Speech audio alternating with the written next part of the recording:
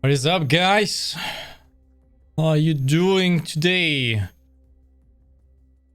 Hope you're doing well. Hope you got a nice day today.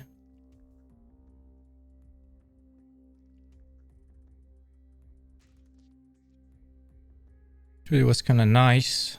Got some big webinars till very late in the morning, let's say. So I had to wake up kind of late. Did some work for my client. And it's preparing the stream. It's preparing my next NFT drop on PaintSwap. And after the stream, I will be finishing up the negotiation with the company, but it's probably going to be a fail. Because what they are offering is basically, hey, you should be working twice as much as now and earn less money. Oh, and you have only 7 days of vacations a year on US national days. That doesn't match with French ones. So, oh, and also you need to have at least 3 hours overlapping with PST time while in Europe. So the soonest one you can have are from 7 p.m. to 10 p.m. You need to do that every day. Plus you will be earning 100 euros more per month after 1 year of longevity, which is almost insulting, to be honest. Don't want to be a dick. It's not the purpose, but it's just that this offer is like basically junior level. I don't even understand, given the terms that I give them, that they dare to do something like that, because in any case they would know it will never work. It's probably because some people are accepting that. Hello Petit Poirot, hello Sweetie, hello Asia. How are you doing? Hello. Hiya. Hi. Ho ho ho. Hello. Hey there. Anyways, today prepare yourself for a very abrasive stream. A very hello Hairpoint, hope you're doing well. Yeah, very abrasive stream. Very against the grain. Kind of socially incorrect, I will say. Lecture about a book called Unscripted by M.J.Demarco. So M.J.Demarco is fucking rich. He's basically a guy. If you had to summarize that guy with one sentence, it would be F you.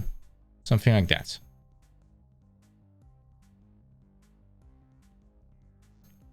So,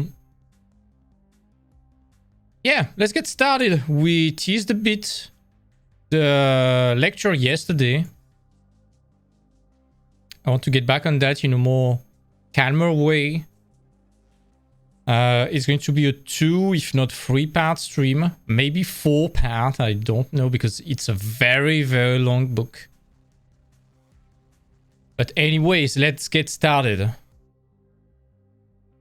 The cat is sleeping.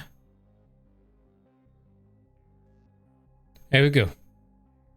So, the book basically says that even if we don't know, slavery still exists. Except that today's contemporary slavery is called the script. Oh, you know what? Give me a sec. I need to do something.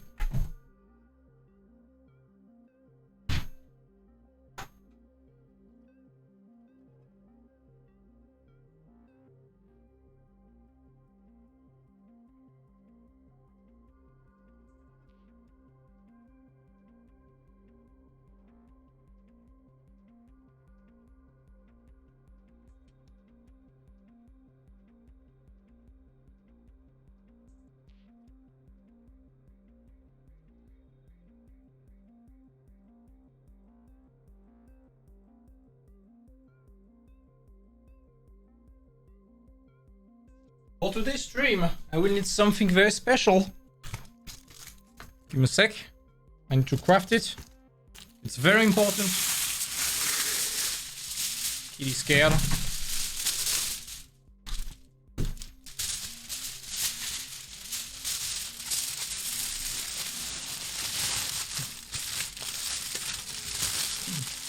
Hey, Foskog, how you doing, buddy?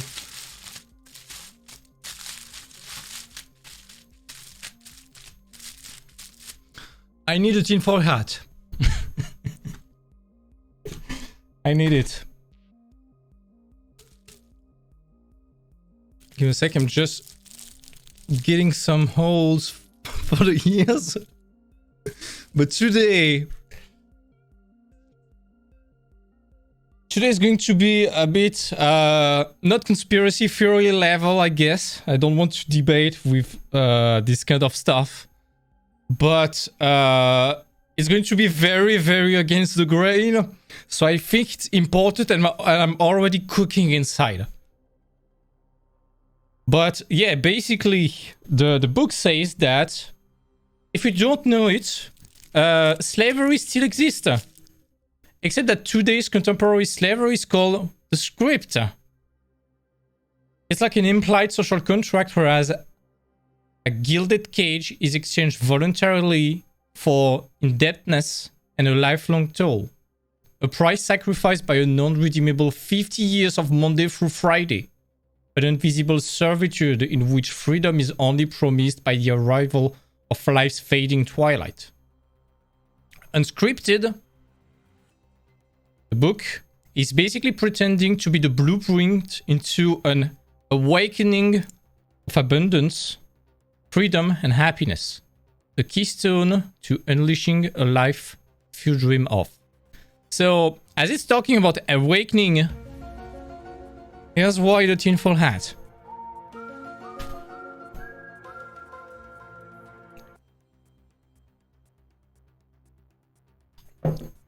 Let's see the path of life for most people according to the book. We talked about that already. We've been reading through it very quick yesterday, but let's read it carefully.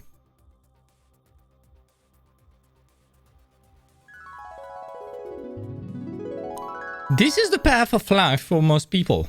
University. Go to a college and earn a degree, regardless of the cost, demand, or economics. Finance your commodified education with an indiscriminate appetite for student loans, with the 5 pre-approved credit cards already accepted. Graduate with empty credentials and a useless degree, making you no different to the millions with the same degree.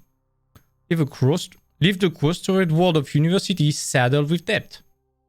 First job. Get a job so you can officially join the rank of time prostitute. Trading huge blocks of your life, time bank, 5 days of 7 in exchange for a little piece of paper called money. Slave all day, usually repeating monotonous tasks so you can pay for the education you just left. Some use credit card to live conveniently. Party hard at the club, buy rounds of drinks to impress strangers and people out of your league. Grow older. Climb the corporate ladder. Wake up, eat snooze, wake up again. Get into routine, walk, traffic, and film reruns. Repeat 4 times a week. Work overtime and show your corporate overlords that you will do whatever it takes. Hate your jobs, but tolerate co-workers and love your paycheck. Buy a cool car, a condo, and cool clothes. Grow older. Vacation 2 weeks every year, only when the overlords permit. Spend to fill a void you cannot explain. Feel cornered by a job, a mortgage, a car, credit cards, and existence. Feel freedom drip away while medicating the truth with distraction, more consumer debt, and fictional escape. Grow older. Hear your biological clock ticking. Start dating, marry, spend a fortune on a 6-hour wedding that takes 6 years to pay off. Continue working, spending, distraction, dreading Sunday nights, dread Monday more, dream about quitting and traveling the world, dream about dreams long dead. Grow older. Have kids, raise your kids, get responsible.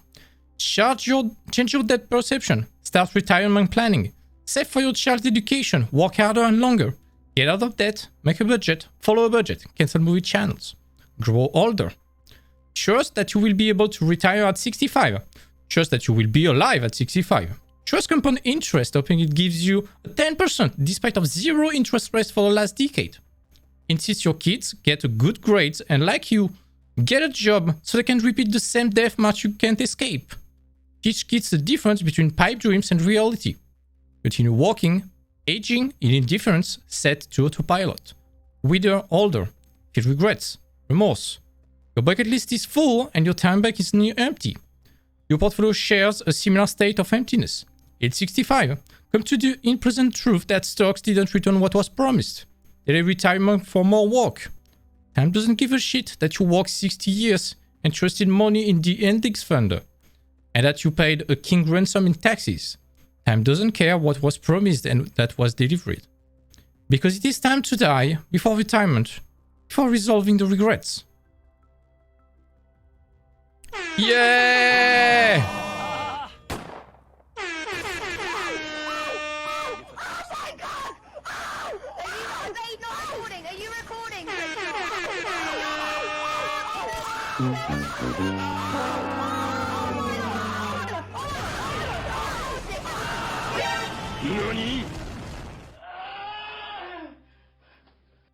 Okay, I'm pretty sure everyone knows a lot of people like that.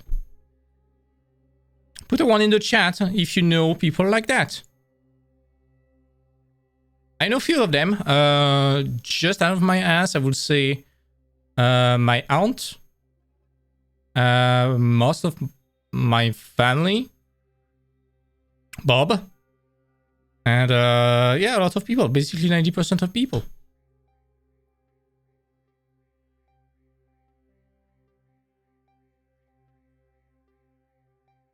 And basically, if you know people who followed this kind of shitty life, put a one in the chat.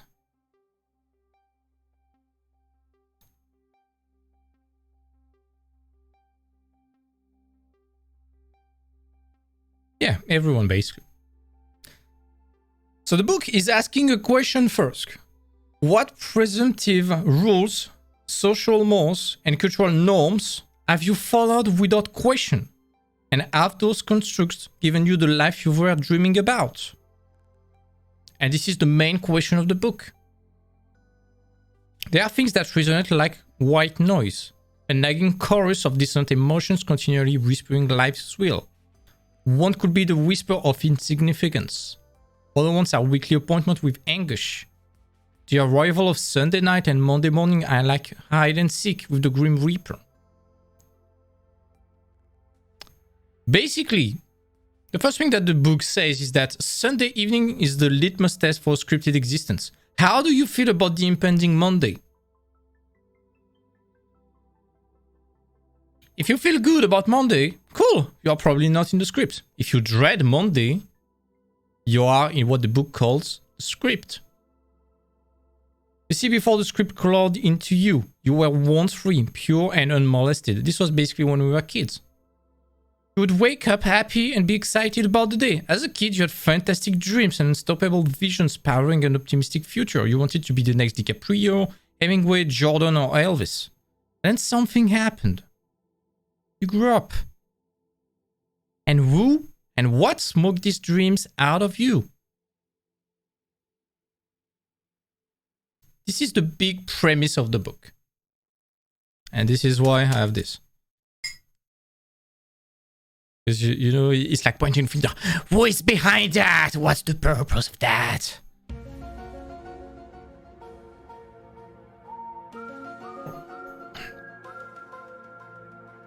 Of course, this book is about money. It's been written by a guy with a lot of money, of course. And it basically says that the rich get richer because they are not bound by the script. They are the ones profiting from it. He's first calling something called a compromise party. It's basically someone who holds up to the script as their life's operating system. Compromise parties can be friends, family, co-workers, and authority figures, teacher, coaches, and guidance counselors. As such, script propagation is parroted. The compromise party was to tout X, Y, and Z as a youngster, and now as an adult, they will convey the same beliefs because it's the only reality that they know. The 9 to 5, paycheck to paycheck, live for a weekend is their life basically, and it shall become yours. When it comes to script speak from the scripted, ask yourself this: if I accept average advice from average people living average life, can I expect to be anything but average? Like a compromise party, a prejudiced party also disseminates scripted doctrine. However, whereas as compromise party parrots platitudes simply because they think it's the best for you, a prejudiced party profits from script speak. So you have basically, if you want to see the analogy, you can look at the movie The Matrix. The prejudiced party is the Matrix. The compromise party is basically everyone willing to defend the Matrix. And already, as artists, we talked about that when we were in class. We talked about that in stream. When we are artists, when we see the people in art school, you know that none of those people, none of them were fitting in regular school. The last 18 to 20 years, nobody was fitting the mold. So already there was some kind of glitch and friction between them and the script. They were not fitting the mold because the mold was like, hey, do STEM, do medicine, do law enforcement studies. Instead, you're like, no, fuck this, I want to go to art. So already you are going against the grain. And have you noticed? Put a one in the chat if there's something that happened to you, and I'm going to lead the charge even before asking about that. Put a one in the chat if when you told your parents and your family that you wanted to become an artist, basically everyone was looking like that, like, what the fuck? Are you serious? Nani? Some of them were pretty sad.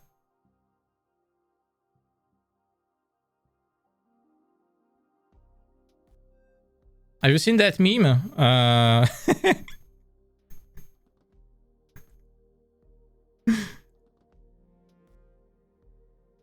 In a sec, I'm gonna share my screen.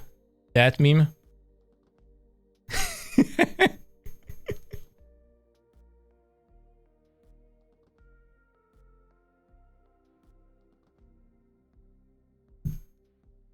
This is basically because you are going against the script. Already. How dare you? Oh, another bot. Yeah. Give me a sec. There we go.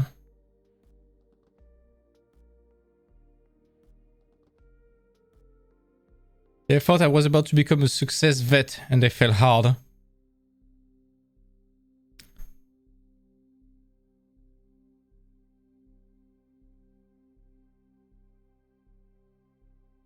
Yeah, this is already some kind of frictions against the script, or what the book calls the script.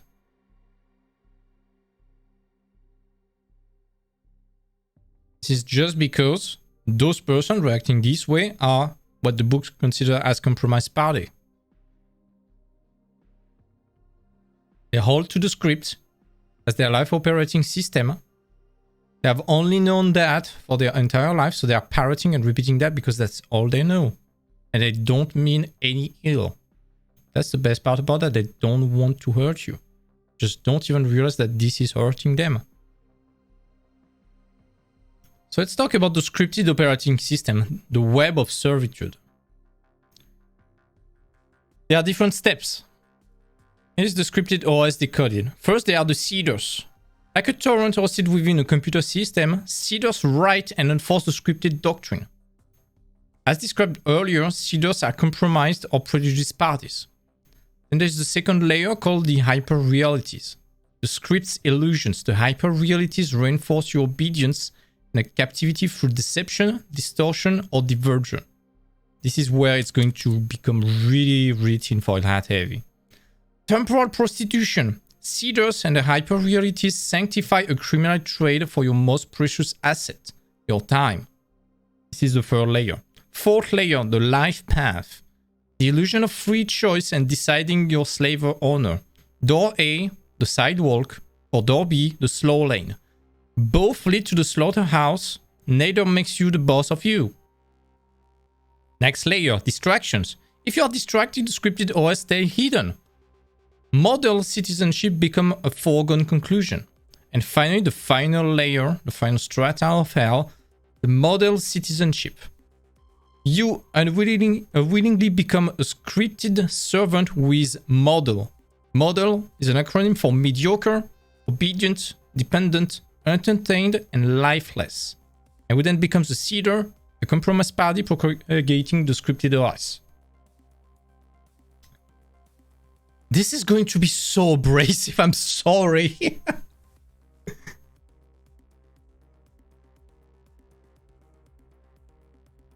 But you have all seen that. The seeders, for example, is like our parents telling us, hey, you should become a vet.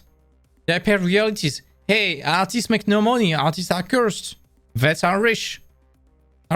STEM people are fucking rich. Temporal prostitution.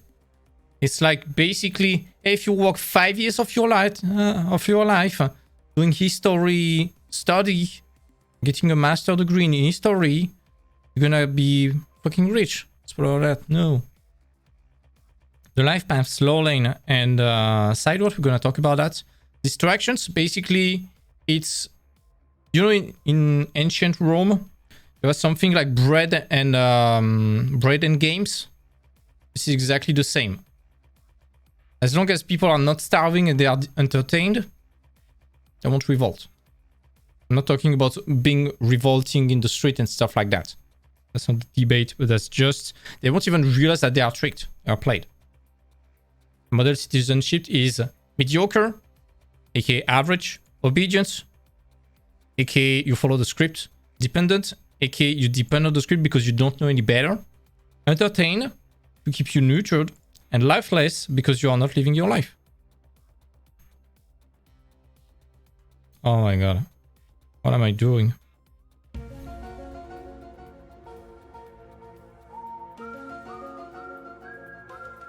So, let's talk about the different layers. First one, the seeders. You can summarize the seeders by our life sucks, so you should too. The first kind of seeders is friends and family. Our life sucks, so yours should too.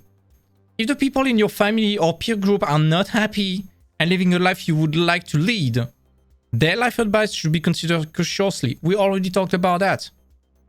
I will not have advice from Bob about how to become a millionaire. I will not have advice from Bob about how to get into the industry. Most scripts start with family. As a child, you are defenseless to imprinting. They want what they think is the best for you. What's the best in their eyes is what is normal and safe. Unless you have carefully cultivated your friends and co-workers, they don't want you succeeding before their own success. Have you ever told a peer that you got a new job or huge success? Notice the likes and congratulations. Tell them you quit to go after your dreams. Then there is a stink face.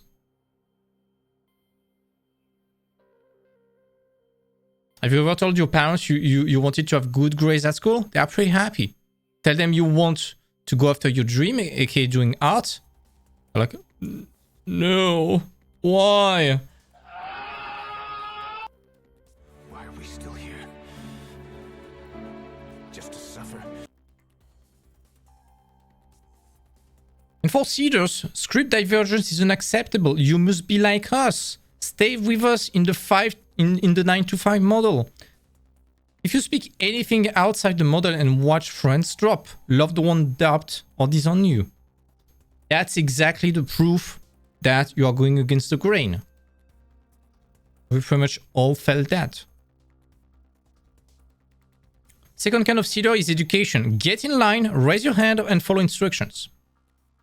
Educational institutions and their scripted tentacles are now manufacturing entire generations of branded adults who never fail in their entire life and have a wall of participation trophy to show for it. Their greatest accomplishments are caricatures in the virtual versus the real world. They are brainwashed to believe that their life is fair and it will protect your feelings.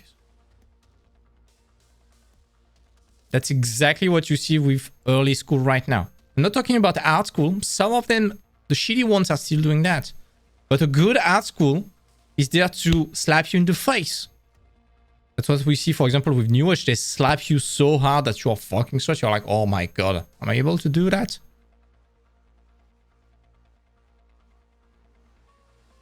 But in a lot of early school, middle school, high school, generally, it's like the participation trophy for everyone.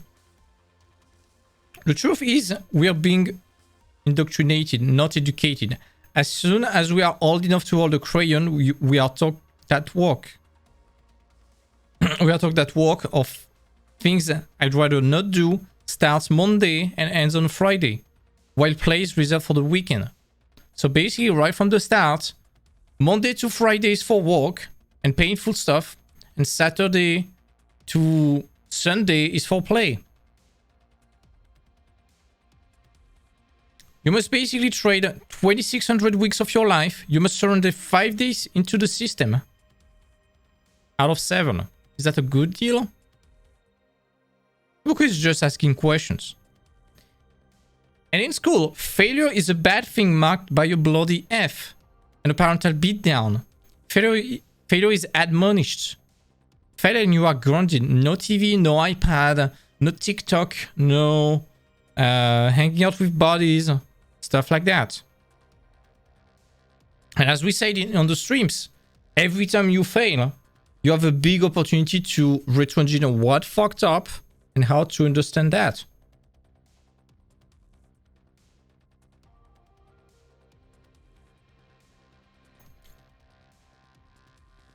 There's a big punchline in the book. Is it any shock that the straight A students make great employees while the C students are the ones hiring them? Just think about that. Let me reread it. Is it any shock that straight A students make great employees while the C students are the ones hiring and bossing them?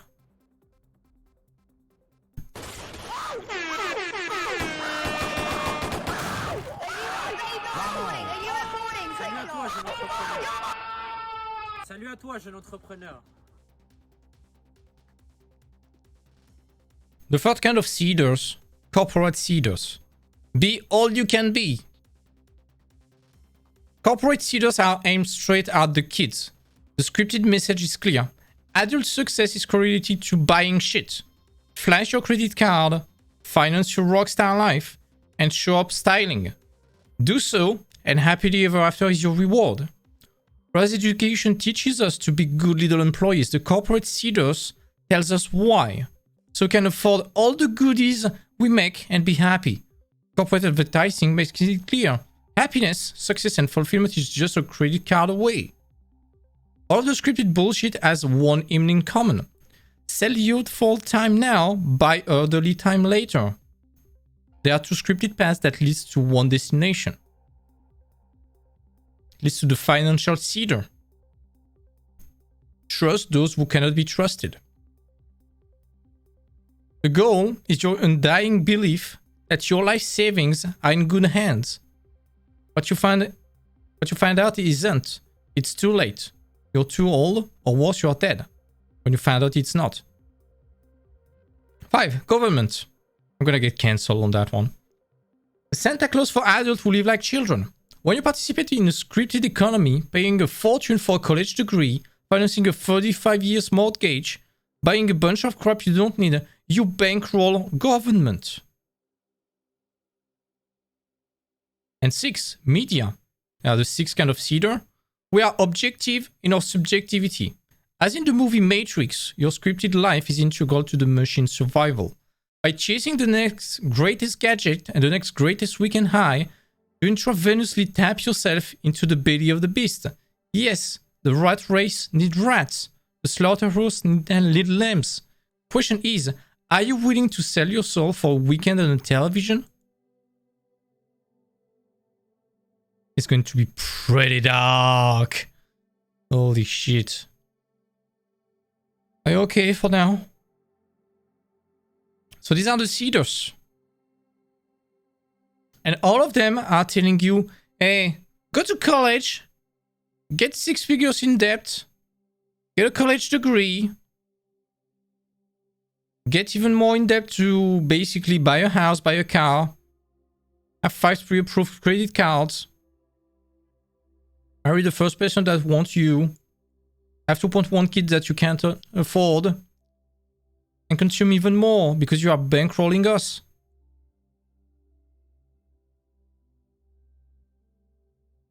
Let's talk about hyperreality. Your illusionary captors. Because your brain deficiently perceives reality, what follows is a great cascade of false conclusions causing misguiding beliefs. Misguided beliefs cause misguided actions. Misguided actions produce unwanted results.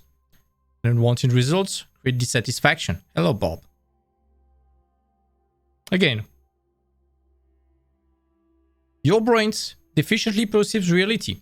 What follows is a great cascade of conclusions causing misguided beliefs. Misguided beliefs cause misguided actions. Misguided actions produce unwanted results. Unwanted results create dissatisfaction. It's not a secret, but most of people, as we can see, don't see that.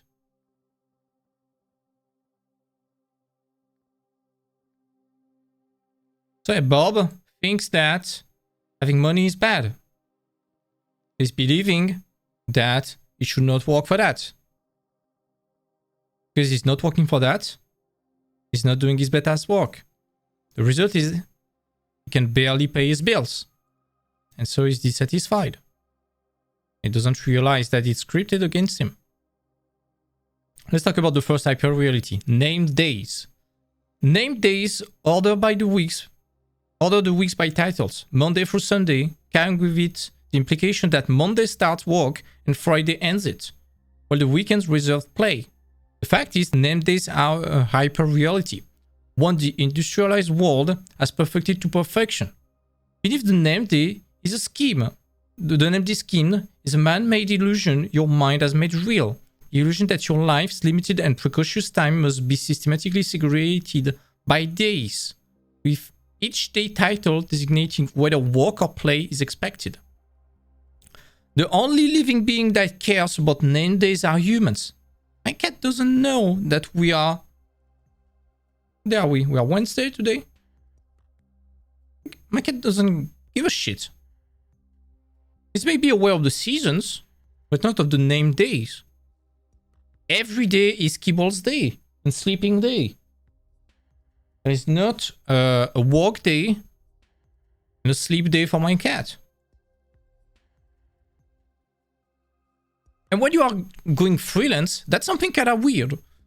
When you're going freelance as an artist, because as you are self-employed and you are not within that corporate structure, every day looks the same and you kind of forget about which day you are. Sometimes you're working on a Sunday, you don't even know about that. You even forget about the vacation weeks during school and stuff like that. You are still in school, you are still in that structure. But when you are freelance, you don't even know about that.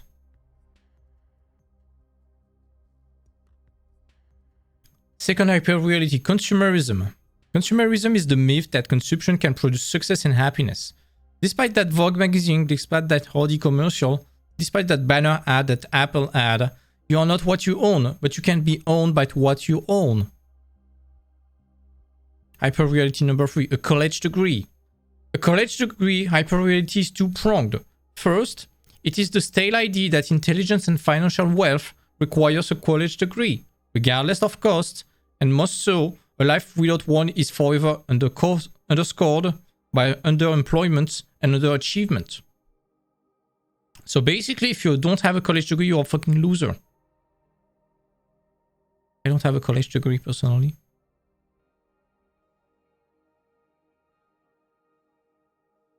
I personally don't have a college degree. I was an academical failure, and still I'm teaching in quite a good school, I think. for people about how to get their own degree. Which school is not marketing as something that would get you a job, just as something to confirm that you passed all the tests.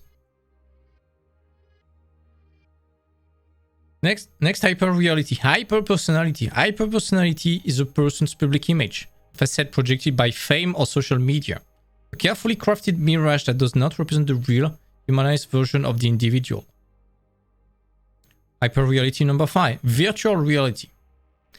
Virtual reality is a captivating and addictive simulation of an alternate reality, exploiting series of enticement heuristics, competition, goal achievement, for improvement, and positive feedback loops. Virtual reality, much like its sibling hyperpersonality, plays in our desire to feel worthy and respected, while doing so with comfort and ease, void of risk and public humiliation. This is basically video games.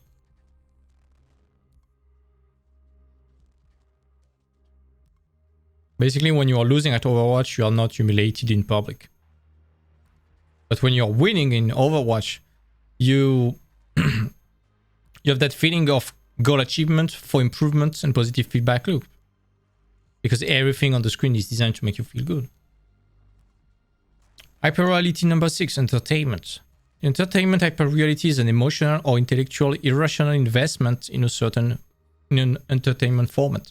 Sports, television, movies, where the investment becomes either an impassioned part of your identity or an erroneous belief about reality. Basically, watch 10 Marvel movie, you will feel so special, you will feel like you have superpower. Watch the 7 Harry Potters, you will think that magic exists. I'm still waiting for my Hogwarts letter, by the way. Please send me to Ravenclaw.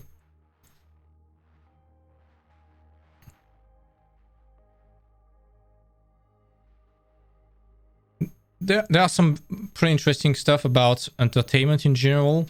Because, of course, when you are watching sport and stuff like that, we have all seen those guys, those people watching football all year long. They are commentating as if they were knowing better than the players.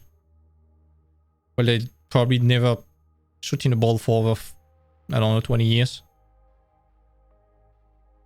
Or people watching the news all year long and they are experts about whatever subject is trending right now.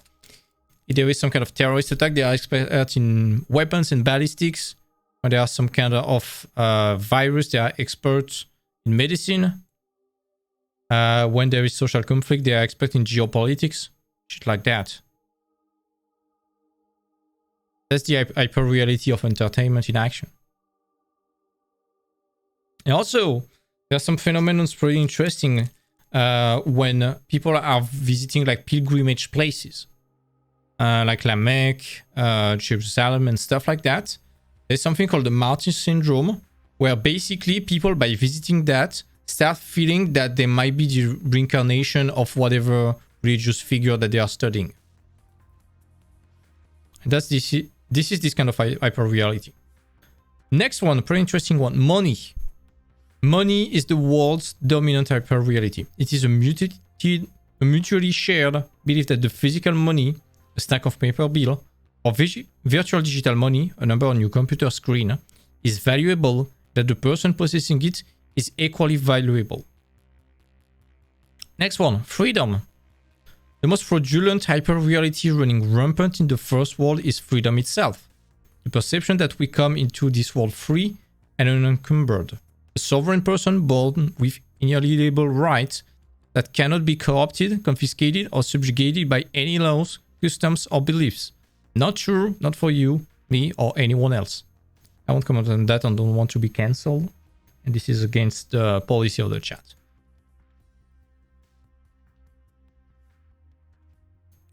The last one, corporations. Underneath the corporate veil, cranking the gears, aren't monkeys, robots, or artificial intelligence, but people, managers, employees, corporate executives, and shareholders. And those peoples are capable of everything imaginable. Corporations are evil and greedy? No, people are evil and greedy. This is why when there is any drama in the industry, there is a drama in the industry, all the time, I'm getting pissed when journalists are saying it's the fault of this corporation. No, it's not the fault of this corporation, of this company. It's the fault of the people running it.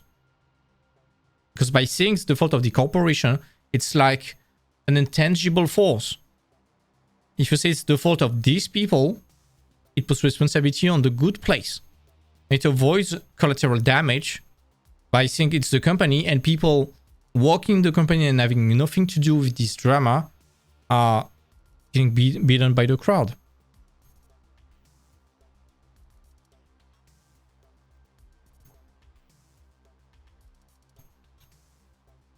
Next part of the book is talking about temporal prostitution, trading good time for bad.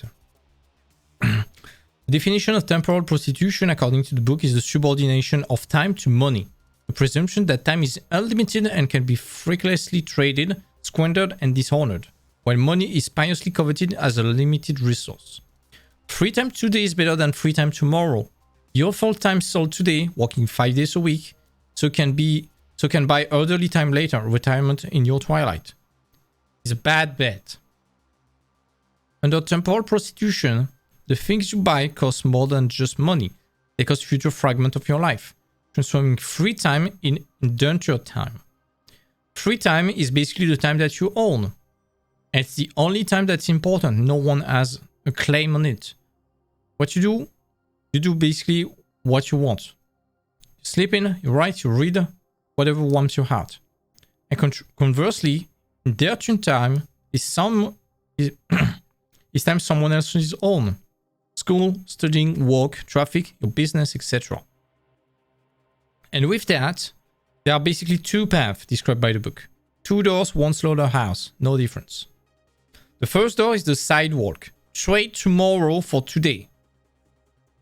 This is basically the YOLO way of life. The path is the sidewalk. The promise with that is happiness through consumption. The leash, consumption and entitlement. The collar, debt and dependence. The slave master, corporations and or government. The rat race consumes, debt, work or vote and repeat. Door number 2 is the slow lane. Trade today for tomorrow. The path, the slow lane. Promise, freedom later through investing. The leash, deprivation. You need to save every penny your entire life. The corner, hope. You need to hope that the stock market do well. The rat race, save, work, invest, wait, repeat. While the sidewalk is leashed and colored by consumption and debt, the slow laner is leashed and colored by deprivation and hope. It calls it the hope, stop and wait plan. Hope I have a job, not just a job but a good job. Hope the economy gives me that good job for the next 50 years. Hope the stock market yields 10% a year and doesn't crash. Hope the housing market doesn't implode and erase my equity. Hope I'm alive by retirement. Hope I'm healthy. Hope the government doesn't hyperinflate my savings or the currency in which it is denominated. Hope the government can continually fund a bankrupt social security program. The script, according to the book, wants you to hope, stop, and wait. Because by the time you discover winning at this crap is like snake eyes at the craps table, it's too late. Many who struggle financially have a strong work ethic. The problem is their hard work is being channeled in an ineffective and outdated system. And this is a very important point for artists. Because as artists, we have a big problem we need to solve. I'm gonna remove that. It's too fucking hot.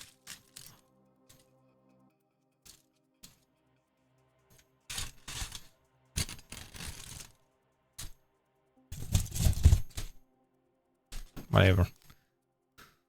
As artists, we have a big problem. Is that basically every time we are working, either for a company or for a client, we are trading our time for money, which is fine. Everybody does that.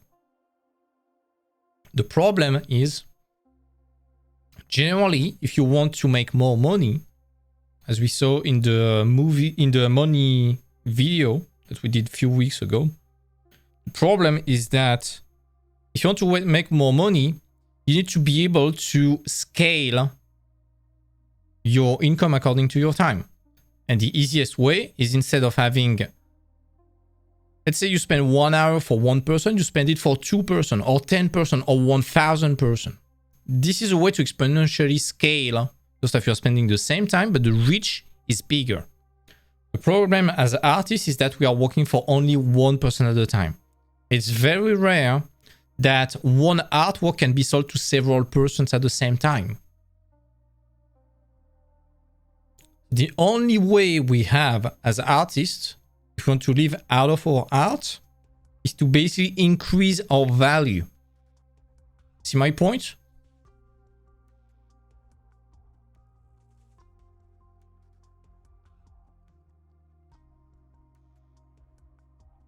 Basically, as an artist, the problem is that if you don't increase your value,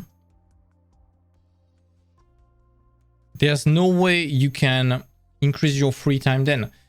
I don't know if you have seen this movie called In Time. It's a shitty movie with Justin Timberlake, I think, where they basically, instead of money, they have like a ticking clock on their hand with the time left for them to live. And basically money is replaced by time added to their clock. So basically, let's say you're working and you are getting paid enough to live maybe 24 more hours plus 5 minutes. And every time you buy something, you're sacrificing a bit of your time. The problem is that as artists, if we don't find a way to get more for the same time, our clock will be ticking and we will be eating in real time what we are earning. That's why it's so important to find a way to scale the rate, whether hourly or for your service and stuff like that. This is really something you need to think about at some point. Not at the beginning, of course. First thing first, we need to find a job. But as soon as we are established with the first job, we need to think about a way to increase our salary, our rate, and our way of earning without working more. By working more, I mean working more hours. We need to earn the same amount of money with less time, or more money with the same amount of time. And preferably more money with less time. This is why when I'm back to my deal I'm currently negotiating, it's like I'm working twice as much, earning 20% less. Why would I accept that shit? There's no reason. No fucking reason. This is going backward. This is getting back, basically.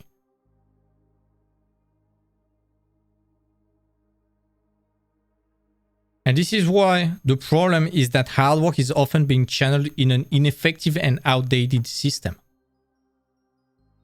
Then the book is talking about distraction, aka the Ministry of Entertainment. Basically, if you are too promptly entertained in hyper-realistic distraction, you are no threat.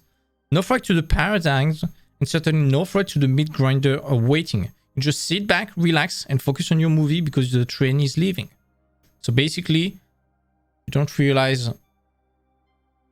that you are getting more and more constrained in that system. Let's talk about the model citizenry serial.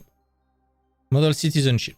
As the script's newest manufactured model citizen, life is M. Mediocre. Life has regressed into an unremarkably yet comfortable ordinariness, where thriving is not an objective, but surviving. Repeating that. Life has regressed into an unremarkable yet comfortable ordinariness, where thriving is not an objective, but surviving. I'm gonna lead the charge again. Put a 1 in the chat. If you know around you people who are only caring about the next paycheck just to pay their bills, they are not thinking at all about what they want to do anymore.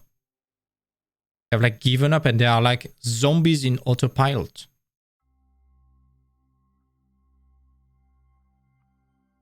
And this is why, as artists, we are so lucky. Because right from the start, because we are going against the grain, we are becoming very aware of all those problems pretty fast. We are aware of the money problem with the cursed artists cliche. You're aware of the fact that a lot of people are not thriving anymore. They don't have dreams. They are doing jobs that they hate. And we are thriving. We are trying our best and fighting every day to get a job that we love. So already we are fighting against that mediocre aspect. Next is obedience. Free thinking is dead. You follow popular opinion and trust your government and the news organization fanning the flames of your biases. Oh my god, I'm gonna get cancelled on that one. One but no unemployed. That's fine. That's fine. It's not about the results. It's about what you are thinking. Free thinking is dead. You need to follow the script, basically. You need to follow popular opinion and trust popular people. Basically, get a college degree, get in debt. This is the playbook for a good life. For normal life. Because in people said, normal life equals good life. In my head, in my mind, normal life equals mediocre life. Next, dependent. You are a debt serf owned by an army of corporations, products, and service producers. Wall Street's government, or worse, you are owned by time. And this is why I was talking about finding a way to scale your income. Because if you are not able to that, as you are constantly eating what you just earned, what you just earned, you are constantly racing and chasing money to survive. So technically you are dependent on your working, and so you are owned by time. See my point? This is why I was calling a job an acronym for just over broke, GOB, just over broke. This is because you are owned by time. You are one paycheck away from being broke. One paycheck away from not being able to pay your bills. And this is why if you are still in that job aspect, the problem is that you are not free. You are owned by time. There's no way you can afford for 1 month not to work and focus on what you want. Or else, if you are doing that, that's called vacation. You are saving your entire year for 2 weeks of vacation, whatever you want. But still, you are owned by time. So you are dependent on the system that gives you money. Because if you don't have that, time will bite you in the ass, and you are fucked. Entertain. You're entertained and your mode mind distracts the heart to the point where your soul is no longer heard. It's basically, as we say, bread and game. Bread and circus. It's like a distraction. Let's have the dictionary definition of distraction.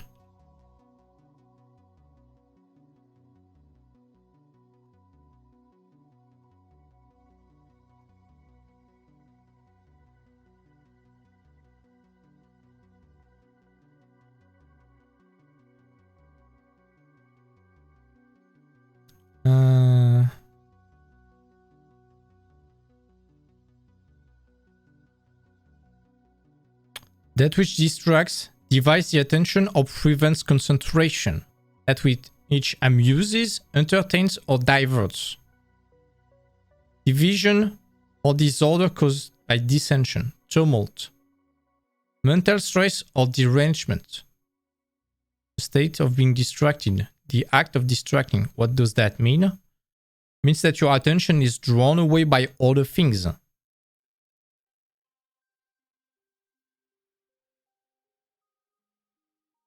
So if your attention is dragged away from what matters, which is you being happy or unhappy, if you don't have time to think about that, you don't have time to maybe tell yourself, hey, I'm in a shitty deal right now. I'm trading my time for money. I'm owned by my time. I'm always chasing the next paycheck. I'm always dreading the end of the month about if I am able to pay my bills or not. If you're entertained by the latest Netflix series or stuff like that, you won't be thinking about that. This feeds into what we said about procrastination.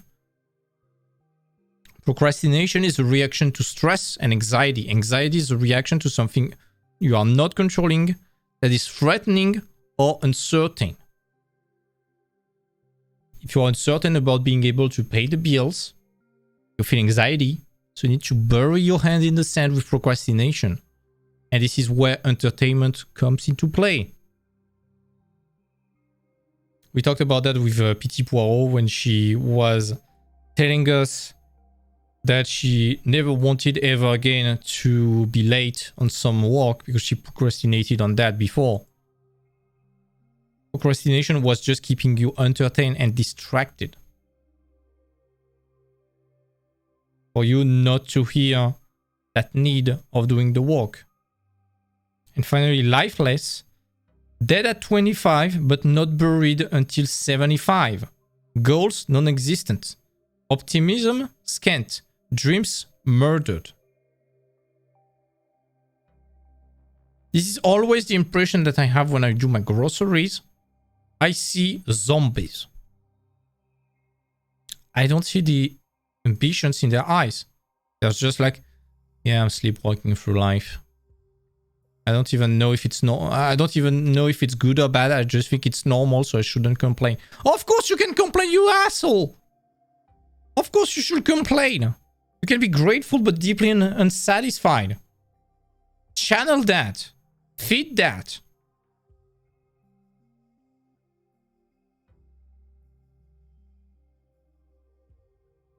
Now, in opposition to that, the book is describing what is living unscripted.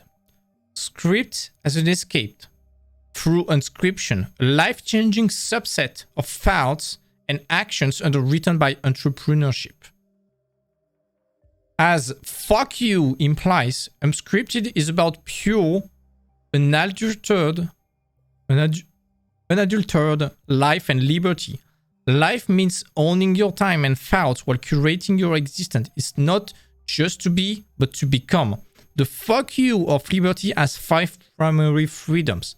They are 1. Freedom from work. 2. Freedom from scarcity and fiscal constraint. 3. Freedom from hyper-realistic influence. 4. Freedom from hope and dependence. And 5. Freedom from the ordinary.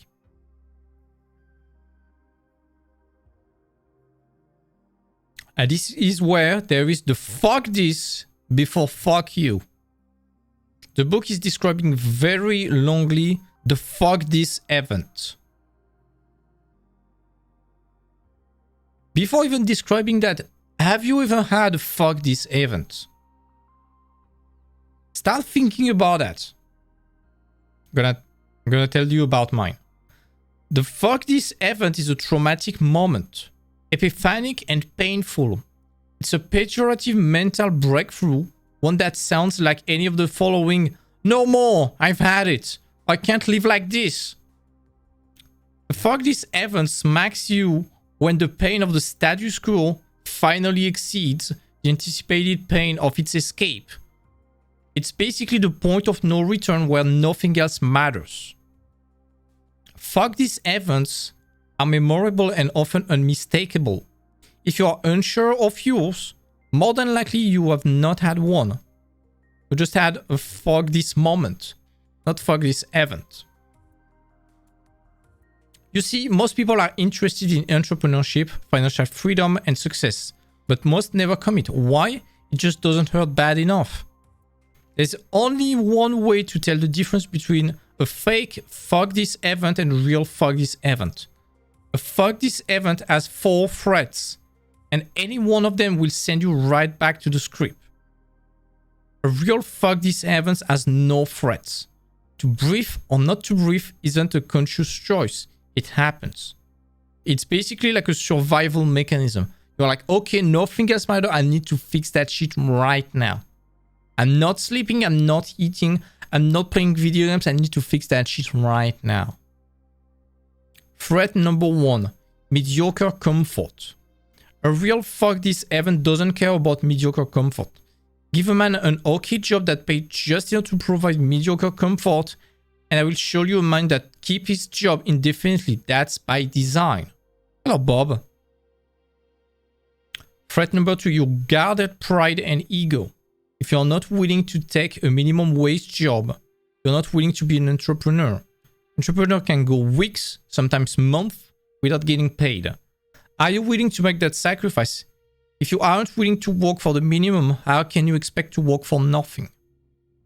Threat number 3, I have responsibility. Responsibility necessitates consumption. Stack extemporaneous responsibility into life, and consumption is mandated. And the script loves consumption.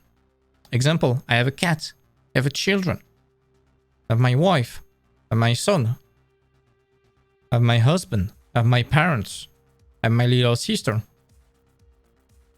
I have my guild in World of Warcraft. Bob is real. Bob is real. I swear Bob is real. It's not his name, but Bob is real.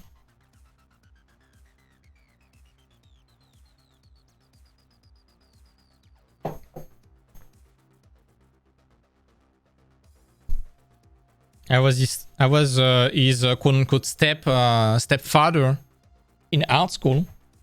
I was the one who helped him get in. We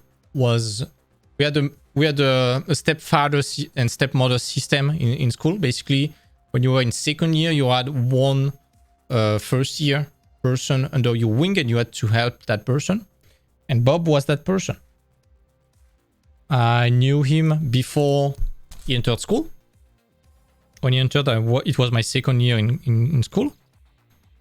I helped him through his scholarship. I got him as a student. He even did my my test version of my mentorship. And he was playing D&D with me until June.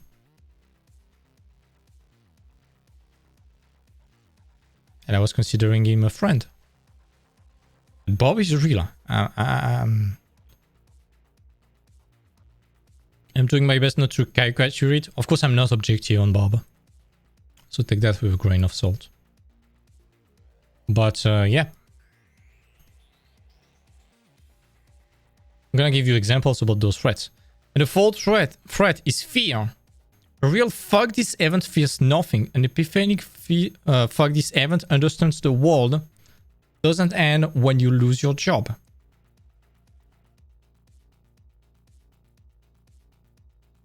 So, a question: have you had a fuck this event?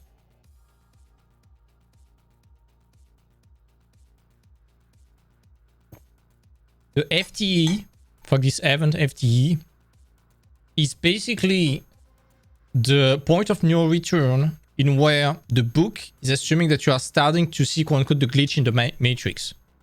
He's always doing some parallels with the Matrix movie, and that's where basically Neo is seeing the glitches. He's not meeting Morpheus yet, but he's seeing like, something's wrong. Something's really wrong, and I'm not okay with that. I want to know the truth. Of course, the Matrix is very symbolic because getting unplugged from the Matrix in the movie is just as simple as eating a red pill. And in the book, swallowing the red pill is basically the fuck these events and then dealing with that. Do religion count? What do you mean?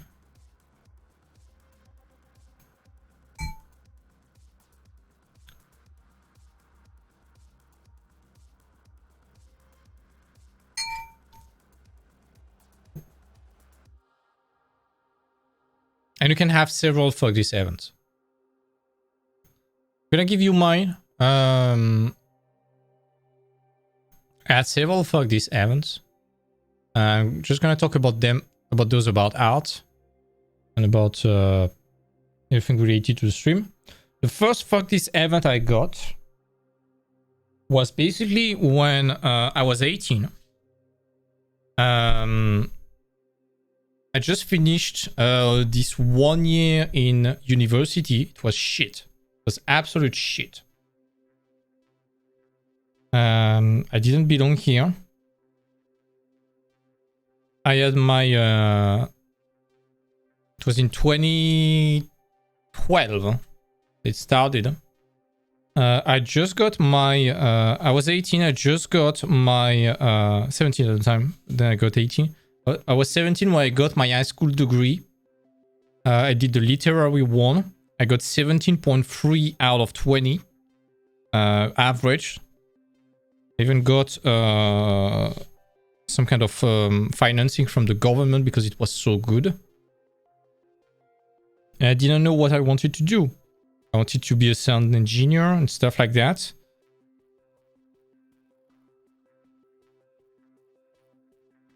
I don't want to get too deep on the debate about religion because that's something personal. But I would say that I think that a badly taught religion, whatever it means, I'm not here to define what it means. A badly taught religion can be can become one of the threats because it could fit within I have responsibility towards this religion, or I fear repercussion from that religion too. This might be instilled, be used as a medium for that threat. I'm not saying all religions are like that. It's just badly taught one. And generally, that's not the fault of the people teaching that. It's just that, again, they didn't know any better. But I don't want to enter that debate. That's very slippery, and I'm personally not against any religious belief if this is taught well, I will say, and carefully. But I think this is a huge responsibility to teach it well. That's just my take. So my fuck this event was when I was 18. I had good grades and stuff like that. And I started because I didn't know what I wanted to do. I wanted to be a sound engineer. I was like, okay, let's do 1 year at university to learn the equivalent of a scientific high school degree in 1 year. There was a class doing that. I entered and I was we are amongst 90 people. We were 6 people with a high school degree. And the rest was doing like professional stuff like ceramic and shit like that. So I was already feeling a bit weird. After 1 hour, I wanted to quit. Like a lot of different stuff, to be honest. And at the end of the year, I was settled on doing art. I applied to some different schools, and none of them accepted my application. So it was the midst of, it was early August. We were T-minus 30 days before starting the class again, and I had no option. This was the first. It was a fuck this moment. It was a fuck this moment, not a fuck this event. It was a fuck this moment because at that time it was like, okay, nothing else matters. I need to find something.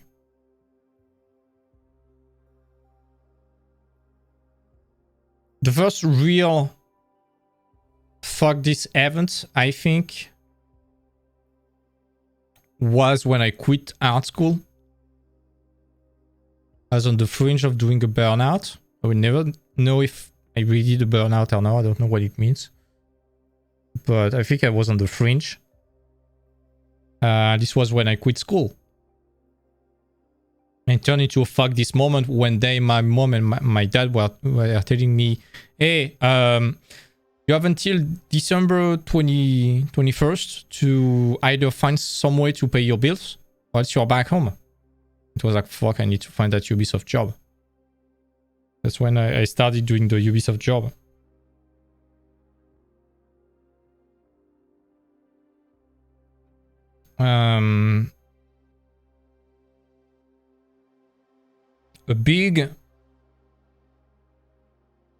A So it was on the fringe between fuck this event and fuck this moment. A huge fuck this event I got was, I will dare to say it was traumatic. Not to play the victim, but I had to do some hypnosis about that specific moment. It was when I was working at Quantic Dream. One day I procrastinated on the task. And I sent fucking shit. Like absolute garbage done like in like 30 minutes before, and I had done nothing the day before. So I entirely deserved it. And I was so stressed. I sent it in the morning. I had to wait until the end of the day, like 6 p.m. before the art director review my work. And it was very stressful. I was like, okay, I know I did shit. I'm gonna get destroyed. And basically, when the art director got back to me on Skype, he was like, hey, Tim, I was made aware of your work. ... This was like the worst answer ever. Like, oh my god, I'm gonna get wrecked. And it was very diplomatic, like, okay, it's not good enough, redo it, it's not good. I could feel he was pretty pissed, but he was pretty diplomatic. Oh shit, I was like, never again. Never again. And I think I never let any situation like that ever happen again. And the biggest fuck this event I got... This is a fuck this event because it was basically like something that marked me so much that I'm still applying that up to today. But the biggest fuck this event was when I turned 25 2 years ago. At the beginning of 2020. I had like a huge meltdown. I was feeling very bad at the time. I was still stuck in my mom's home. I was about to find an apartment. And then a few months after, it would be cancelled by COVID. But I was like, oh my god, I'm 25. I have little to no job. I'm living in my parents' basement. I have very few friends. Very few effective life. Very few way to get out and to hang out with buddies. Every time I'm in a company, I'm doing shit. Or at least I think I'm doing shit. And I end up sabotaging me. I feel like a fucking loser. And during the entire year of 2020, I worked like hard. Especially with COVID. COVID was the nail in the coffin. It was like, okay, fuck, this is a hard reset. Now, only two things matter. I'm uninstalling all my games. Nothing else matters. The only thing that matters is more money. Every day more money. Working towards having more money at the end of the day. And doing gym. For 1 year. At home. And then there was my coach and stuff like that that happened to help me a lot on that. That's basically when I finally started to be, again, as if it was for the Ubisoft moment, for the you need to get a job right now or get back home. It was like, okay, nothing else matters.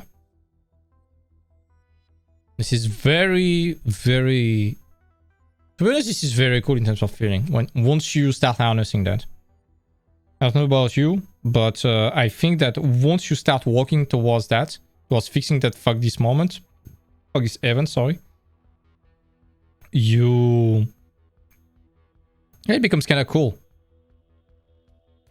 And you know, you finally have the situation, you committed, and now you are figuring out how to do that. I don't know about you. What do you think about that?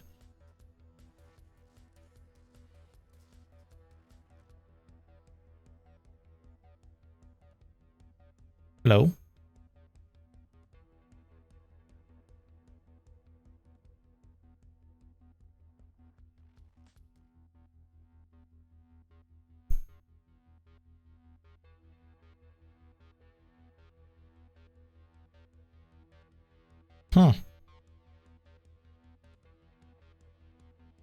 It's not about when you have fixed it totally, but when you are just starting to fix it.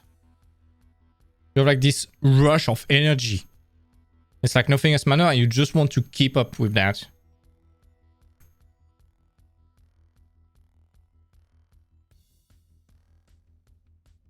Did you have it? Anyways. I'm looking at everything that I still have to talk about. I have like 26k characters.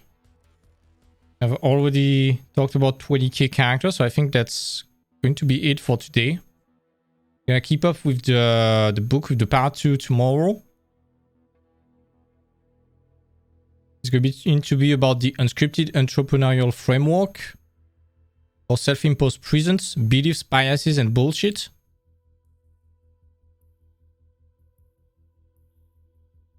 There's a lot of beliefs that keep us basically in the matrix. It takes time to get into it. Yeah, you need to commit first, and then you figure out later. You figure out how it works and how to do that.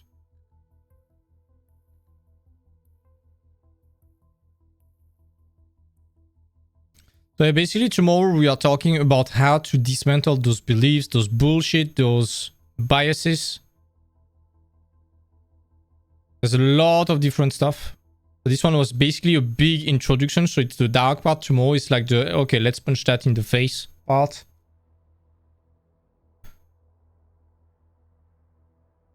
No, I'm feeling okay. I'm just a bit tired, I guess. I'm feeling okay. I'm just trying to digest all of that, and I mean it's pretty heavy stuff, so we need to carefully talk about that. I know this goes way beyond art on those streams, but basically all of that's something we see a lot as an artist. We talked about that already. But just because we start by... Our initial starter pack is you go against the grain. That's our starting point. And because we directly start against the grain, we have kind of a privileged way, not for all of us, but for a lot of us to see that in action. Because all the time we will have people trying to bring us back to what is quote-unquote normal. It can be our appearance, it can be our style, it can be our way of doing stuff, it can be just the fact that we are drawing and we should become a vet or a doctor. And yeah, we basically see everyone trying to bring us back to quote-unquote the matrix. It's kind of hard because, I don't know about you, but something that you see a lot, especially when you are starting and when people haven't grieved their ambition for you yet, or haven't accepted that that's what you want to do. Something very weird appears all the time is basically sometimes they say something to you like, why don't you want to get a normal job or something like that? They say something to you and instantly you feel there is a gap between you and the person, as if you lost the person.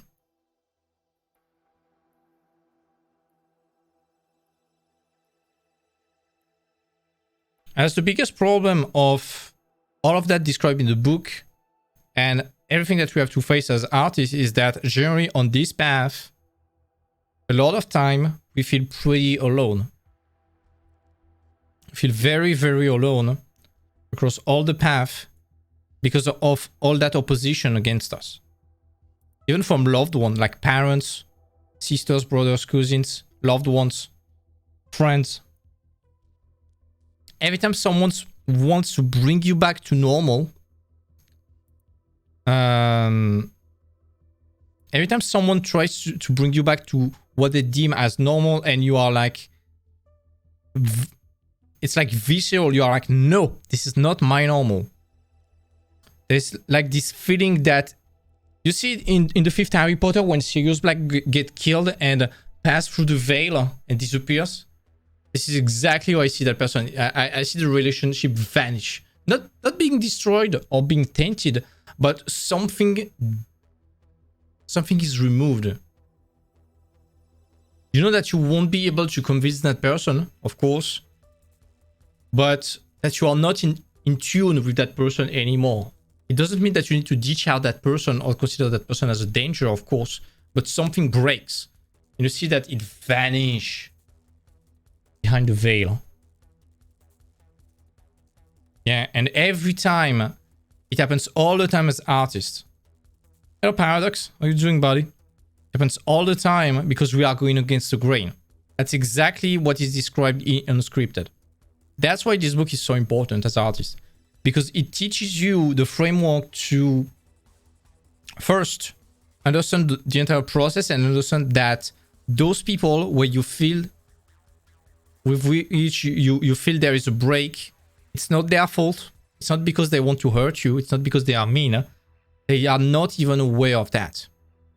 It happens with other subjects. It can happen with politics, with the current COVID situation, point of view, stuff like that. We're not here to debate that, of course. But every time you see something breaks and it's gone forever. It can be repaired if at some point this person tells you, hey, I fucked up, and I realize you are way more happy like that, so now you have my blessing. But yeah, this is this kind of feeling, and every time it makes you feel so lonely at the time. Every time this feeling is just making you in front of a mirror like, hey, you are fucking alone. This is a fucking feeling of like abandonment at some point. Either rejection or abandonment. And we need to be very, very careful with that. Because for some people, if it comes from the wrong person, like your parents or stuff like that, it can be a fucking trauma. It can be real trauma that can hurt you very bad. Especially if it happens kind of young. And you need to be super careful about that. It's basically your loved one telling you, hey, I don't trust you. I know better than you for you. I don't trust you. So I'm gonna rule you because it's better for you. Because I know better than you about you. Nope. Nope.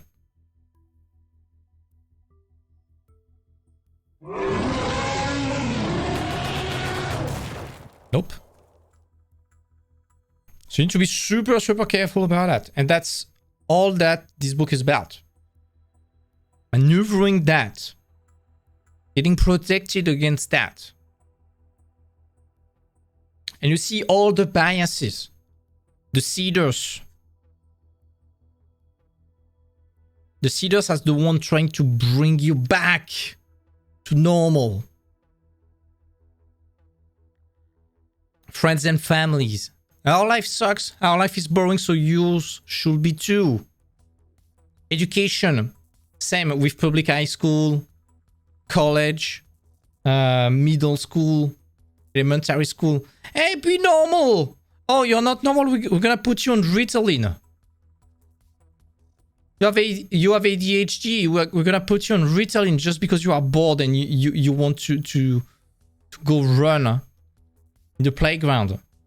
Ritalin is literally one molecule away from crystal meth, and we are giving that to fucking kids just because they don't get in line. What about your education system, buddy? The corporate, I'm not talking about companies, but like medias and society in general.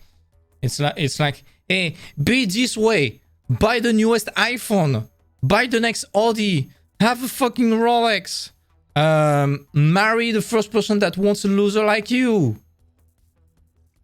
Be like this, be like this, be like this. Because this is the mold that everyone normal should be.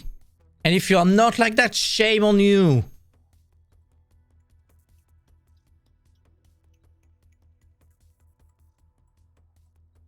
Trust what you cannot understand. Trust the experts. They know better than you about you. Trust your broke banker. He knows better about you.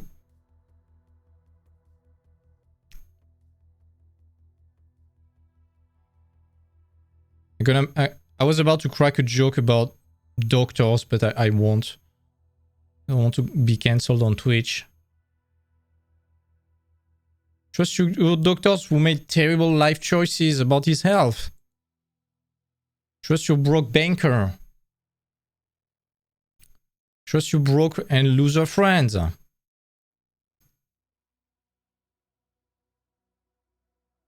Trust culture telling you that this is how relationships should be. Every relationship should be like Walt Disney. No.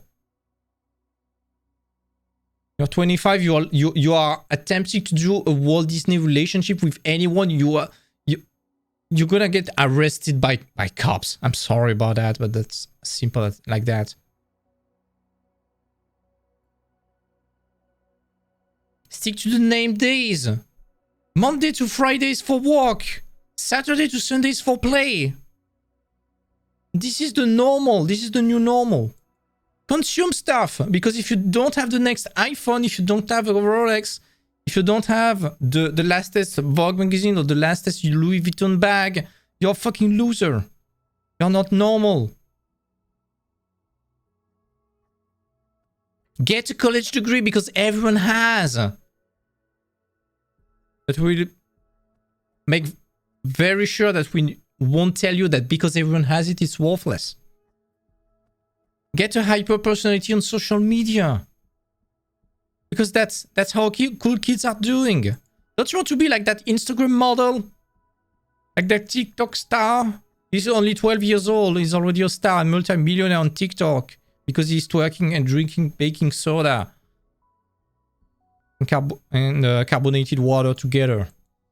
Without burping. Congrats. Play video games. Watch the next Marvel movie. Because this is a way for you to feel good without being challenged.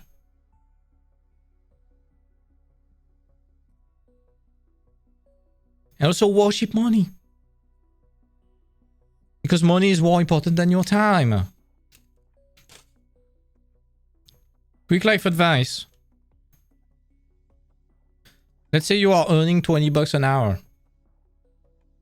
You want something that costs 100 bucks. How much does it cost you? I repeat. Let's say you earn 20 bucks per hour after taxes. You want to buy something that costs 100 bucks. How much does it cost you?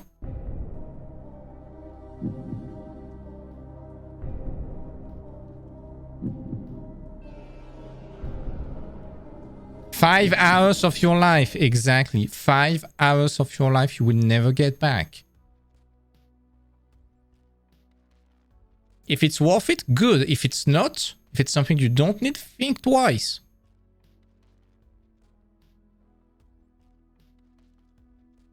Because that's what consumption wants.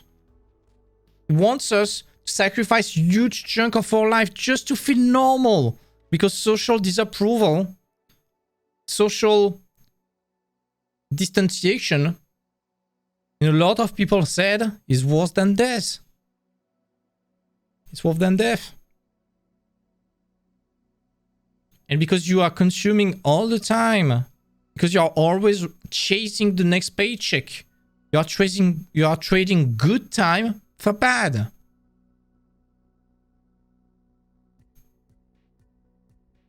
You're getting a subordination to money, of your time to money. And this is why you need to find a way very fast. This is not the subject of the stream. We already had one about that. But this is why you need to find a way to scale the money that you earn for the time you spent. This way, you get ahead of the time running after you. You're not owned by time anymore. As soon as you go faster than the time, as soon as you earn more than what your time is consuming, you are owning your time or starting to own it. You never fully own your time unless you have life-changing money and you never have to work anymore. And still you need to be careful and become anti-fragile. And see, in any case, time will run out at some point. It's just that you will have more free time. Need to remember about the two life path. The sidewalk, trade tomorrow for today. It's basically YOLO. Eat everything that you get. You get money, spend it instantly. Don't save. YOLO. And the second one is the slow lane. Trade today. So live a poor life your entire life and die rich. Cool. Assuming the stock market or the equity won't crash for 60 years. And hope. Hope is a shitty plan. Hope you have a job. Not just a job, but a good job. Hope the economy gives me that good job for the next 50 years. Hope that the stock market yields 10% a year and doesn't crash for 60 years. Hope that the housing market doesn't implode and erase my equity over 60 years.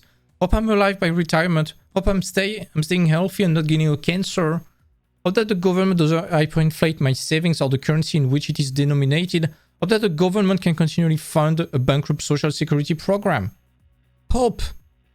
The script wants you to hope all the time because hope is not about you. It's about someone else. So you are not responsible into it. And as artists, as we are going against the grain right from the beginning, we cannot hope. We realize very fast that we cannot hope to become a good artist. We need to work on that.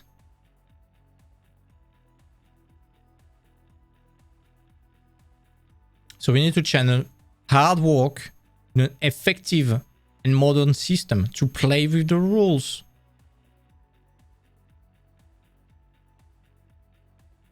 Because every time we see that people are mediocre, the normal life for us is, and put a 1 in the chat if you think that the usual 9 to 5 hours, 9 to 5 work week at whatever,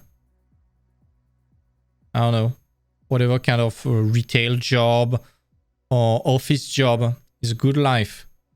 If you don't think that, put a 1 in the chat. Hope it's just waiting for something to happen by miracle. Yeah. Cool. And okay, let's talk about entertainment for a second. Let's talk about entertainment. Have you seen... there's something very strange happening in a lot of series and movies today compared to before. In a lot of series, animes, and superhero movies today, the heroes or hero doesn't have to do any kind of work to get the superpower, the super results. Let's take an example with isekai anime. I don't want to shoot at anime, I don't care. If you like that, fine. But something that I see with isekai is that it's called a genre. I think it's a trope and a narrative gimmick, in my opinion. But it's basically... let's have some random ass names and some random ass scenario. Minoru is a dynamic manager in Tokyo, Japan, living a monotonous and sterile life. One day, he gets hit by a truck and he wakes up reincarnated into the hero of the prophecy in a fantasy world.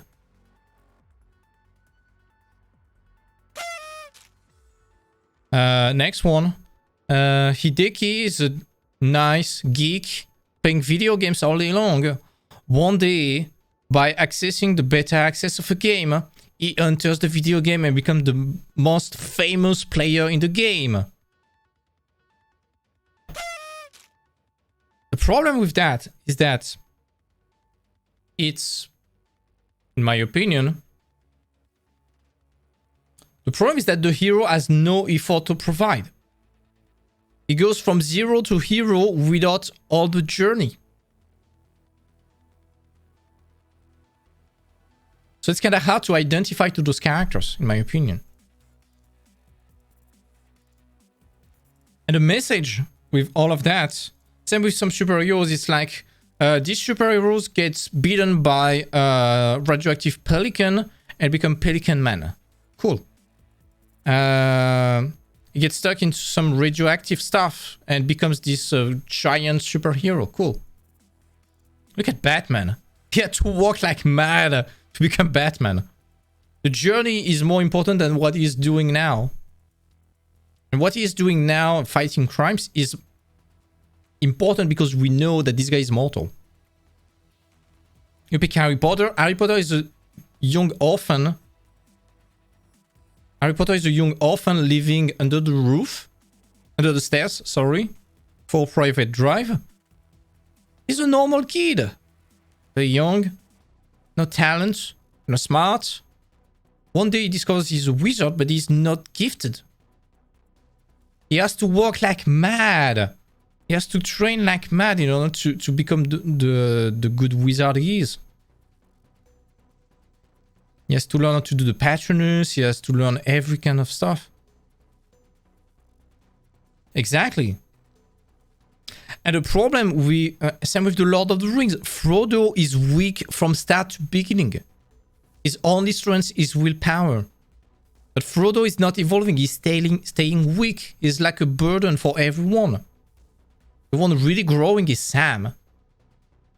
Sam is going from being the gardener to being the biggest badass motherfucker ever.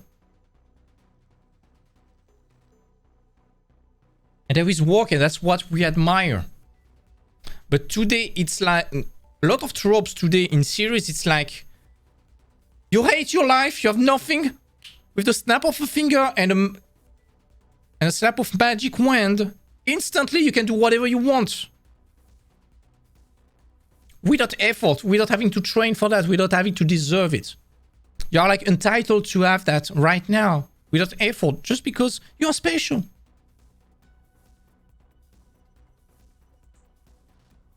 And to me, that's a big problem. Because the message is like, hey, don't do the work. Just dream. Just dream. Nope. You need to work for that. Because otherwise, you are just entertained. And if you are living what you want by procuration through video games, animes, movies, series, whatever, you are just distracted from the fact that it's not happening in real life. We'll have a fantastic debate on the metaverse, I think. Because the metaverse is that promise. It's basically, you can reinvent your life. You can be whatever you want. You'll be able to have money in the metaverse, even though it's pixelated money. You'll be able to have your waifu. You'll be able to have success, to be a rock star if you want without knowing how to play guitar. Because it's the metaverse, we can do whatever we want. It's like our bubble. Just for you to be more entertained. And so, because you are entertained, it's your only source of stimuli. You become dependent on that. As you are dependent and you rely on that to get your dopamine hit, you become obedient. What if we dangle the carrot? Hey, if you don't conform, we retire, we ban you for the metaverse. Like, no, this is my life now. I don't want to get back. You see, it's like this character in the Matrix that wants to get back to the blue pill. It's exactly that. I don't want to get back to real life. I have a shitty life. I'm well in the metaverse. Yeah, but it's not real, buddy. It's not fucking real. You're not thinking for yourself. That's a fucking software and a fucking machine that makes you think this way. Your real life is mediocre. Your body is literally dying because you're on a fucking bed with a headset. And that's something that was interesting in Sword Art Online, at least the 14th episode. It's like, hey, we are having fun in that game even though it's deadly, but our body in real life are fucking miserable. And once your body is dead, you're fucking dead. And while being in the metaverse, you won't exercise. You will have probably, I don't know, brain. I'm gonna put back my tinfoil hat. I'm going on the conspiracy theory side now. But you will have maybe some neuron stuff playing with your brain. I don't know. I don't know how far it will go. We are only scratching the surface right now. You would be a fucking zombie. That's like the script squared.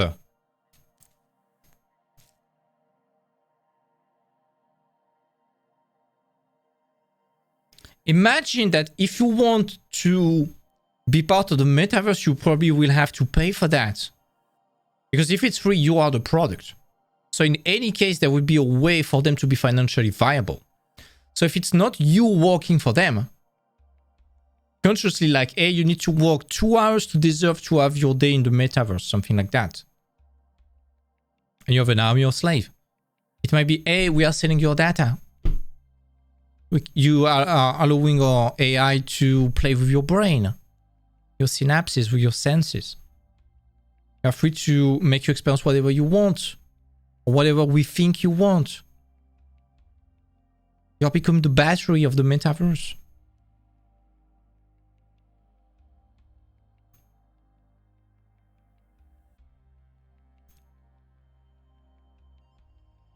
And you will be chasing time to access your fucking drug. But yeah, that's why as artists, I will say we need to find freedom from work, freedom from scarcity and fiscal constraint, freedom from hyper-realistic influence. It's like, hey, okay, Rostron has 2 million followers on Instagram, cool. I don't need that. You don't need 2 million followers on Instagram to be a successful artist. And if you are defined by the number of likes that you have on Instagram, you will always be chasing that dragon. It will never be enough.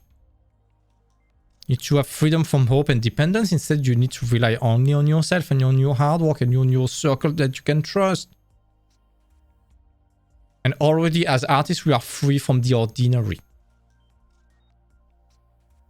You are claiming that. You're just doing art.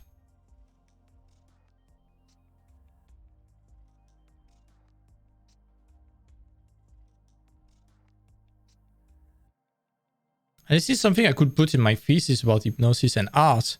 I'm pretty sure that naturally, quote-unquote, unplugged people are more naturally inclined to become artists.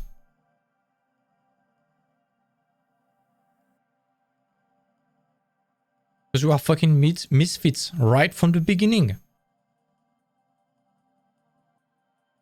So logically, we're going against the grain all the time. If we are misfits, that's because we either don't fit right from the beginning for whatever reason, or else we see something that we don't like. And we refuse to conform to that. I'm not talking about leading a revolution and shouting in the street and stuff like that. That's not the point at all.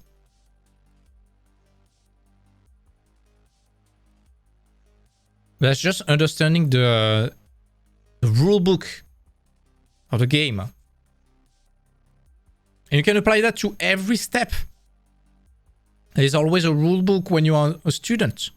You need to conform, you need to be average, or at least average. You need to have good grades. When you're in a company, that's exactly what they want in a company.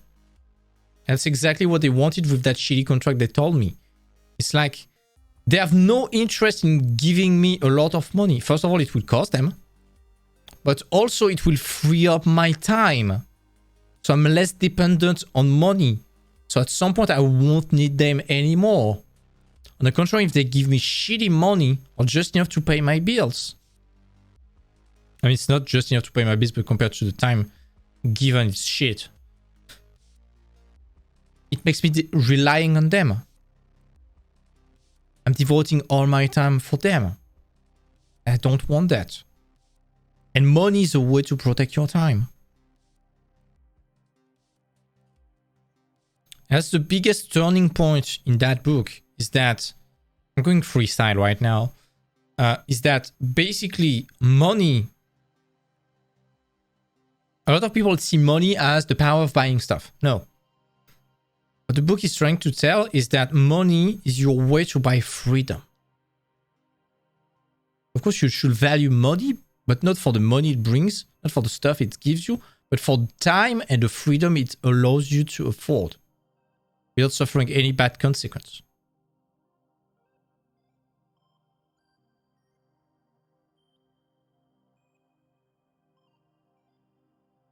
Oh my god.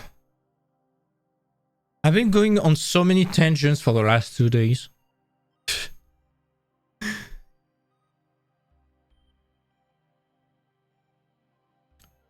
Any questions? Any remarks? Tomorrow we are talking about how to destroy that.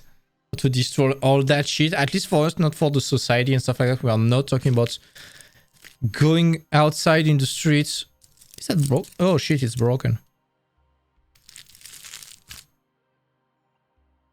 We're not talking about going outside in the street and shouting with cardboards and signs and stuff like that. We are just talking about how to escape that fucking rat race, because a company wants you to get stuck with them. That's something I say all the time. If during an interview you say, I need that job, you are fucked. If you say, I have student loans, you are fucked. Because they're like, oh, that's a good opportunity for this person to become dependent on us. If this person is dependent on us to pay its credit loan, its student loans, to pay its bills, because that's the only option, this person will have to become a model employee. Mediocre, because if you are too good, you will get away. You will have other opportunity, and we don't want that. You'll be obedient. You won't be thinking for yourself. You will think exactly what we want you to think and how we think. You'll be dependent. You will be a serf owned by us. Or else you will be owned by your time. Or better, you will be owned by both your time and then by us. You'll be entertained. Because with all that stuff, you'll be so tired during the evening that you will be able to just watch Netflix. And so you will be lifeless. And we will fade out of that. I'm not saying that all the companies are evil. That's not what I'm saying. But if you display neediness to a company, if they are playing the game very well and that's just them doing their job, they want as much work from you for as little money as possible. They are just playing the game, so don't hate them. Don't hate the player, hate the game. Or better, learn the game, master it, and then do whatever the fuck you want. Because it's the power of fuck you.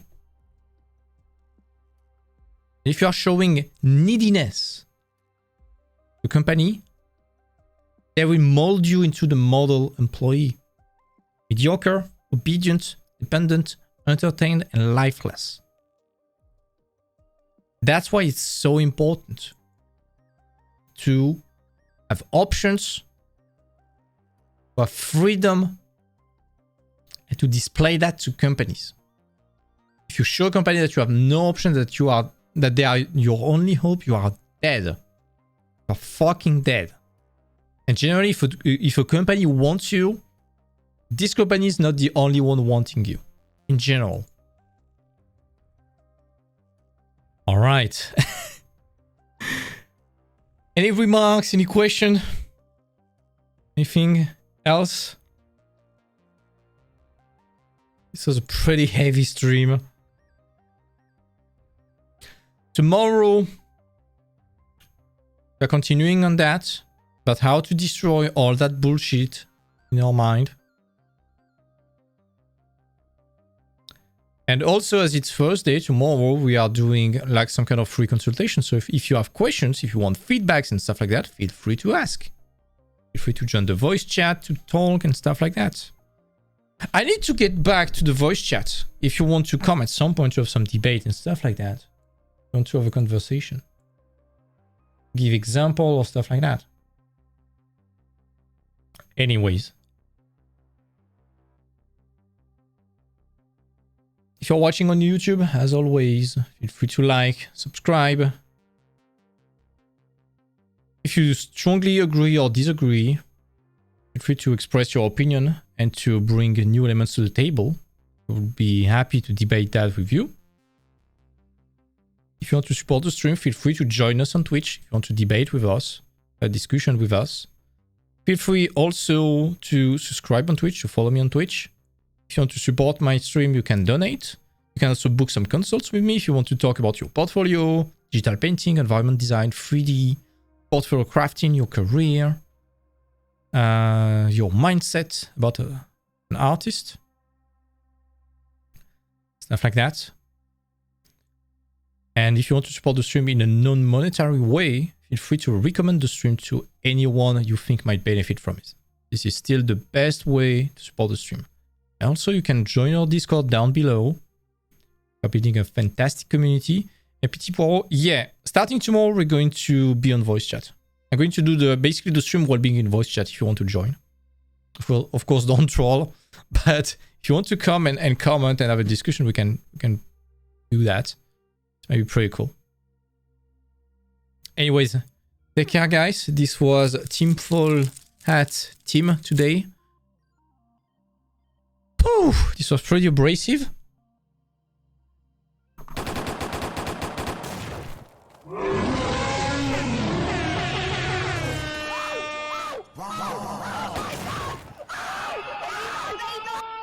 This was kind of like that today.